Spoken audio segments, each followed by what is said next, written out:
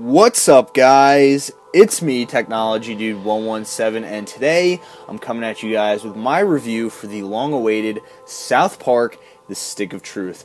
So without further ado, let's actually get into the review. When it comes to licensed games, it's really always been kind of a crapshoot. Sometimes we get fantastic titles which further immerse us in our favorite movies and TV shows, and at times, most times, we get a lackluster, lazy cash-in. South Park: The Stick of Truth aims to deliver a truly interactive South Park experience. But does it succeed in doing so, or is it just another cash-in? Let's find out, guys.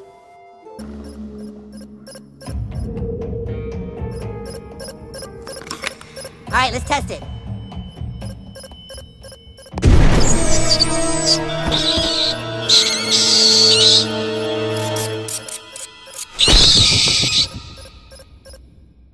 Ooh, Jesus Christ! Let's start off the review by taking a look at the story of the game. As far as story goes in The Stick of Truth, it's just as hilarious and crazy as any episode of South Park, with Nazi zombies, anal probing, and a number of other insanely funny things. The Stick of Truth puts players in the shoes of the new kid. On your first day in South Park, you're pretty much introduced to all of the main characters from the show: Cartman, Kenny, and Butters, to name a few. When you meet the kids, they're in the middle of a live-action role-playing game where two factions, the humans, ruled by Grand Wizard Cartman, and the elves, ruled by the High Jew Elf Kyle, are fighting over the Stick of Truth. A stick which whoever controls has power over the universe. Now, the entire story is centered around the stick, which is apparent by the game's title. The theft of the stick leads you down a road of ridiculous scenarios which can only be thought up by the minds of Matt Stone and Trey Parker, who actually wrote the entire game. So that's awesome. We actually have the two, creators of South Park actually writing the story for this title. So that's just fantastic, and that is why the story is just phenomenal overall. So overall, story-wise, South Park: The Stick of Truth is jam-packed with South Park hilarity and is very well done. I definitely think it's a great story and has a ton of South Park fan service. Next, let's take a look at the gameplay of South Park and the Stick of Truth. Now, the game is an RPG, and you can definitely tell that through its gameplay. The game features turn-based combat, which I think is really well done. Now, pretty much anybody who knows me knows that I am a huge fan of turn-based combat. I've always been a huge RPG/strategy fan, so I definitely think the combat is extremely well done, and I like it a lot. The game features a number of weapons, upgrades, and a huge number of perks and abilities, which are all very South Park and further cement the game as an RPG. Now, some of these abilities range from, obviously, dragon shouting, which in this game is farting, and, some of the other abilities are Rochambeau, kicking someone in the balls. There's a ton of hilarious South Park perks and abilities in the game, as well as upgrades and weapons, and I just think it, really sort of complements and makes that whole RPG experience a whole lot better.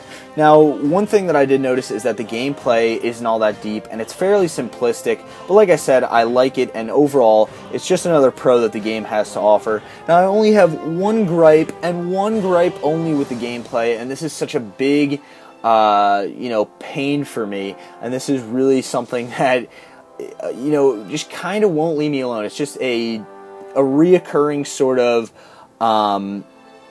concern for me, I guess, if you will. And that gripe is that you cannot replay main missions as well as side quests, and I think that sucks. I really think you should be able to go back and replay the main missions and side quests without having to redo and replay the entire game. I definitely think that would have been a nice feature, and that is my main gripe with the gameplay. But overall, like I said, this gameplay just further cements what is already a fantastic experience. Next on the list, we have graphics. Now, graphically, South Park: The Stick of Truth is phenomenal, and I cannot stress that enough. The game is literally one-on-one with the show. They look exactly alike. Anybody who's ever watched an episode of South Park will be surprised at how much the game actually looks like the show. It really feels like an interactive episode of South Park, and it's fantastic that they were able to nail the game on, such a high graphical note. And I just think it's really, really spectacular and really well done, and just adds to the overall South Park feel of the game and really makes it feel like a genuine, authentic South Park experience. And it really sort of, brings that fact to light that this is the definitive interactive South Park experience, and the graphics are just perfect. I never really noticed any dips in frame rate or graphical glitches, so overall, as far as graphics are concerned, South Park: The Stick of Truth is literally perfect. That's all I can say. I really have absolutely no complaints with the graphics, and I think Obsidian has absolutely nailed the game in this perspective. Next, let's talk sound design in The Stick of Truth. Now guess what? Just like everything else I've mentioned so far, sound design in The Stick of Truth is awesome.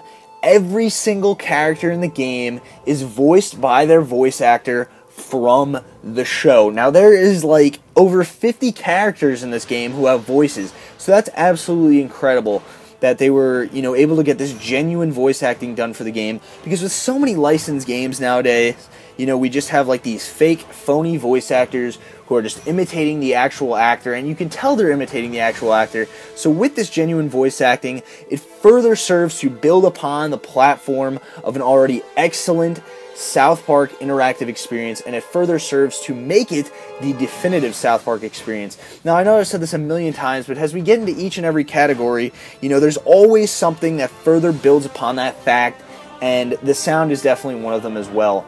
Now, as far as sound effects go, they're also great, and most are taken right out of the show. So overall, the sound design, especially the voice acting, further serves to complement this already excellent package. And finally, let's discuss replayability in South Park.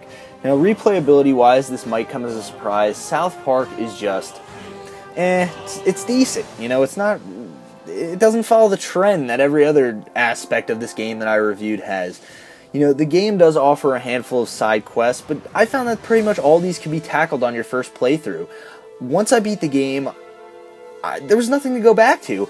By the time I reached the last mission, I pretty much cleared the entire game. I pretty much did everything in South Park. I pretty much explored every nook and cranny of the open world of South Park, and I pretty much had the game at 100%. There was really nothing to go back and do. And even if you do, miss a couple side quests here and there, once you complete those after the game, there's literally nothing to do. All you can do is walk around South Park and beat up a couple enemies. So that's very disappointing to me, because a lot of RPGs, have tons of things to go back and do. As far as South Park goes, it's kind of lacking in that department. Now, the game does offer a number of collectibles to find. These range from finding chimp Pokemon to having everyone from South Park as your friend. But like I said, you can pretty much do these as you play through the game. I don't really think a lot of people will have to go back and friend everyone on Facebook and find all the chimp Pokemon, because everything's relatively easy to do as you play through the main quest. So as far as replayability goes in South Park, like I said, there's really not much to go back to unless you're a trophy or an achievement hunter. To wrap up the review, I can easily say that South Park: The Stick of Truth is one of the best licensed games I've ever played. The overall quality of the game is great, and there's so much on offer here for South Park fans that they're all bound to enjoy it. The game takes the standards that we all as gamers have for licensed games and smashes them, proving that indeed, with enough time and effort, any licensed game can be great. So with that said, I'm going to leave South Park: The Stick of Truth with a 9 out of 10. I can recommend this game to anyone who enjoys RPGs, comedy, and of course, South Park. So that's my review, guys, for South Park and The Stick of Truth. If you did enjoy it, please do not forget to comment, rate, favorite, and subscribe. Share the video with your friends on Facebook and Twitter. And once again, guys, thanks for watching, and take it easy, everybody. I'll see you.